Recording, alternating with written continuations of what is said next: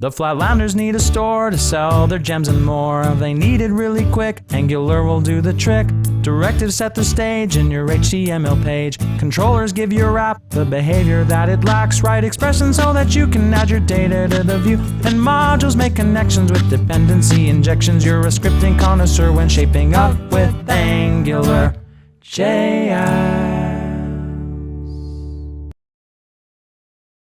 You're watching Shaping Up with AngularJS. This is level 2, where we're going to be talking about filters, more directives, and how to keep your code clean. To review some of the directives we've gone over, we've got ng-app, that's how we attach the application module to the page.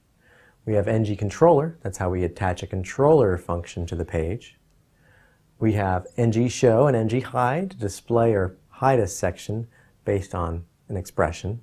And we have ng-repeat, to repeat a section for each item in an array. Now jumping back into our current example, we've prettied up some of our code to use some Twitter Bootstrap elements, but we're still doing the same thing, iterating through each of our products and printing it out to the screen. If we were to call this up in a browser, it might look something like this. Now you'll notice here that something doesn't quite look right with our dollar values. We're simply putting a $sign before the price, and one of our prices is 2, so it's not showing the right number of decimal points. Luckily, Angular has a better way to deal with currency. We can use the currency filter in our price expression. Notice here, between these two calls, we have a pipe. The pipe says, take the result of the first expression and send the output into the second expression, which in this case is a filter. Currency will print out the proper $sign, localized, and will also give us the correct number of decimals.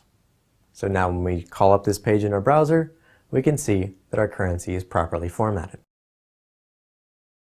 Angular has a bunch of filters, and they follow this format where you take some data and you pipe that into a filter, sometimes even specifying options. For example, if we had a timestamp, we could pipe that into the date filter, specifying the format of the date we wanted. We can also specify a filter of uppercase or lowercase on a string. Next, we have the limit to filter, which will allow us to limit the number of characters in a string if we want. It's also really useful if we want to limit the number of items in an array, like if we only want to display the first 3 products. The order by filter will allow us to sort our products. In this case, if we wanted to sort our products from most expensive to least expensive, we would write pipe order by minus price. Without the minus, products would list in ascending order from cheapest to most expensive.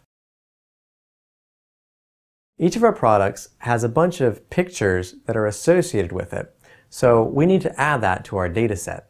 So here you can see we now have an images property which contains a new array.